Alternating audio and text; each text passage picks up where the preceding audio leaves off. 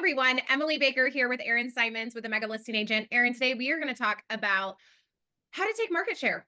Yeah, you know what? This is a big conversation. So, with all the headlines about what's happening in the market or not happening, right? And each market, of course, is different. There are markets out there, Emily, that are still and severe seller markets. There are markets that have now, like Houston, have hit record, level inventory where there's a ton of opportunity. No matter which market, this is the time to take market share. Would you agree?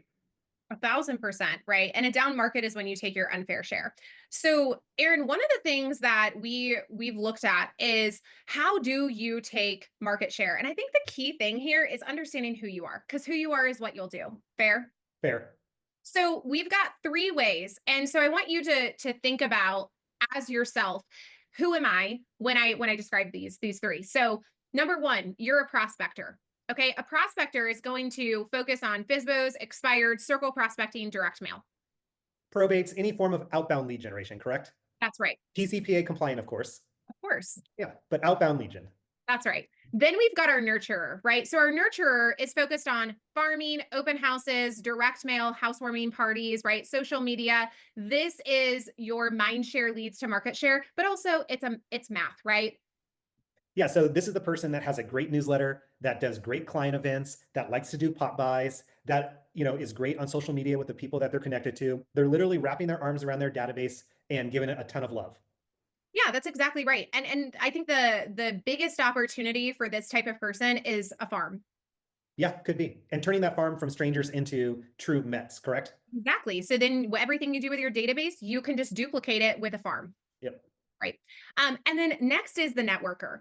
Okay. A networker is really focused on one-to-one relationships. So this is where you're really looking at professional referral partners, vendor referrals, agent to agent referrals, client sphere referrals, right? You're still active on social media, right? You love people, but you really value the one-on-one, right? You want to go to coffee with people, right? You want to have the lunch dates, right? You want to have your social calendar, but you're also very dialed in to your referral partners. Yeah, I mean, this might be an agent who's also doing a lot of seminars, like downsizing seminars, where they bring in their organizer, their estate planner, their financial planner to talk about what that looks like. Basically, like you said, they've got a great professional referral network set up, and they're doing all different things to take care of it. Correct?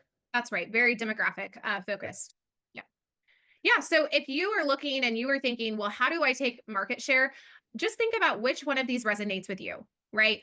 Are you a prospector? Are you a nurturer? Are you a networker? The challenge that we see as executive coaches is when you're a prospector and you all of a sudden decide that you want to be a networker, right? And you add, you've got all of these different ideas, right? It's like, let's just focus and expand on what we know, what we're good at, because there's plenty of market share to be had. There's plenty of market share out there. Yeah, and listen, there's no right or wrong in which one you are. It's what you're most comfortable, and this is also where you have the natural ability as well. And then what you're saying is the grass is greener where you water it. That's right. And the mistake a lot of agents make is, to your point, they will bounce around. That's exactly right. And then our last tip here on this is, we often talk about there are four channels to communicate, right? You have face-to-face, voice-to-voice, digital, or direct mail. Mhm. And what I would say is choose your preferred and then choose your second preference and focus on those two.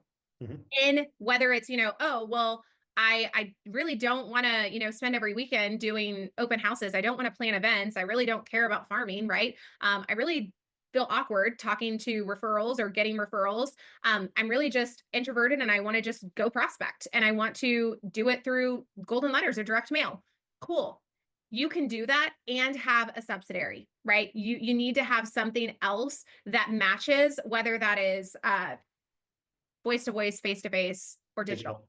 Yeah. And to your point, some people think that, let's say, take a nurturer, for example, right? Someone who's going to basically run a great program with their database, their Mets or their farm, which is turned into Mets.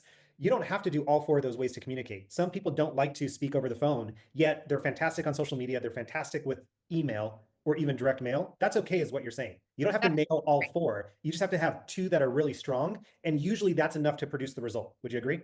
That's right. Got Yep. it. Awesome. So are you a prospector, a nurturer, or a networker? We'd love to hear. Comment below and go take your market share.